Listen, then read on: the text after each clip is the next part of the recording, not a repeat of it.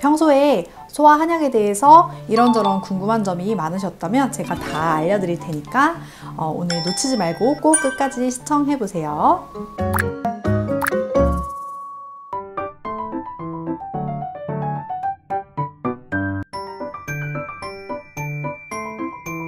네, 사실 한약은 건강보험이나 실손보험이 적용이 안 되기 때문에 조금 가격 부담이 있는 것도 사실입니다.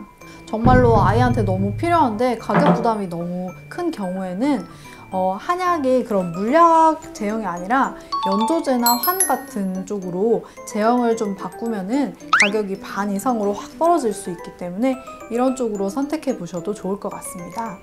하지만 그렇다고 한약이 필요한 아이가 한약을 정말 안 먹고 넘어갈 수 있을까요?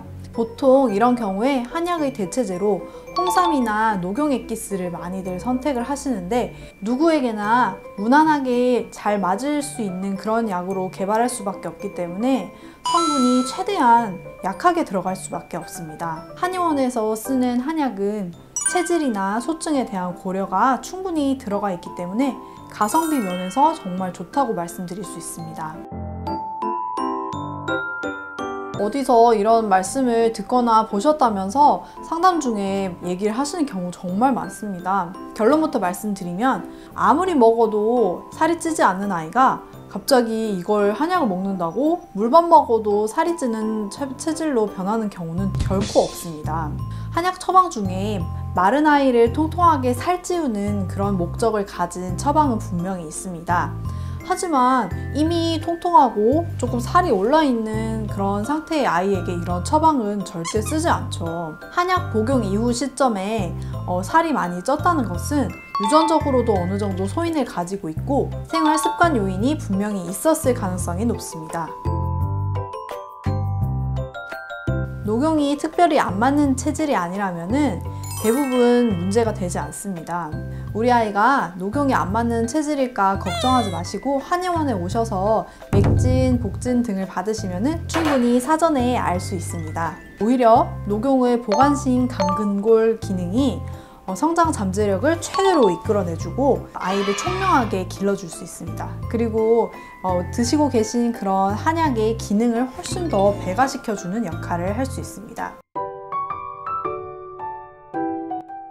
양약과 한약의 상호작용을 연구해 놓은 많은 연구 논문들과 가이드라인이 존재하고 있습니다. 그래서 꼭 드셔야 하는 양약이 있다면 미리 꼭 한의사에게 알려주세요. 그러면은 그 둘이 충돌하지 않도록 약을 조절하거나 해가 될 수 있는 약물은 빼고 처방을 내릴 수가 있습니다. 그리고 각각의 약이 충분히 작용할 수 있도록 둘 사이의 간격은 반드시 최소 30분이나 1시간 정도 띄워주시는 것이 좋습니다. 네, 그리고 한약 복용 중에 영양제에 대한 질문도 많이들 하세요. 그래서 요즘 잘크톤이나 마이타민 같은 그런 대표적인 영양제 많이들 주고 계시잖아요. 근데 이거는 한약이랑 같이 복용하셔도 전혀 상관이 없습니다. 양약처럼 이렇게 중간에 텀을 띄우지 않으셔도 됩니다. 네, 그냥 단순히 약간의 손실이나 증상을 보충해주는 경우라면은 짧게 보름 정도 아니면 한 달 정도 복용하고 넘어가도 충분히 효과를 보실 수 있습니다.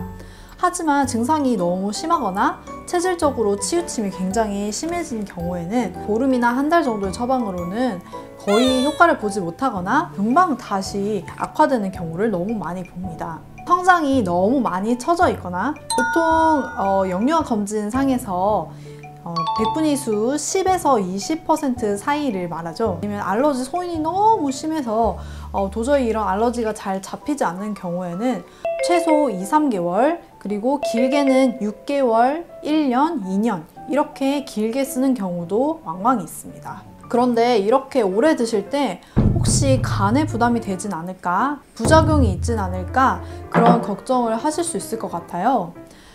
그래서 이런 경우에는 길게 먹는 와중에 조금씩 휴약기를 가지거나 요즘 대부분의 한의원에는 혈액 검사기가 잘 갖춰져 있기 때문에 복용 중간중간에 간 수치 검사를 진행하면서 복용을 하실 수 있습니다. 녹두나 숙주나물을 먹으면은 한약의 효과가 반감되는 그런 기능이 있기 때문에 삼가시는 것이 좋습니다. 혹시나 한약에 숙지황이 들어가는 경우라면은 익히지 않은 무를 드시는 경우에 숙지황과 무가 충돌을 일으킬 수 있습니다. 그 외에는 특별히 개별적인 알러지를 일으키는 경우가 아니라면 성장에 필요한 영양소를 최대한 골고루 섭취하는 것을 추천드립니다.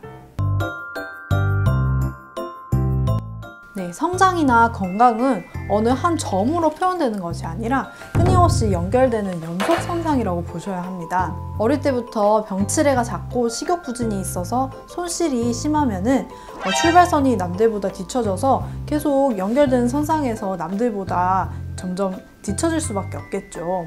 그런 영향이 거의 미미해지도록 한약도 큰 역할을 할 수 있겠죠. 이 영상이 도움이 되셨다면 구독과 좋아요 부탁드립니다. 다음에 만나요. 안녕.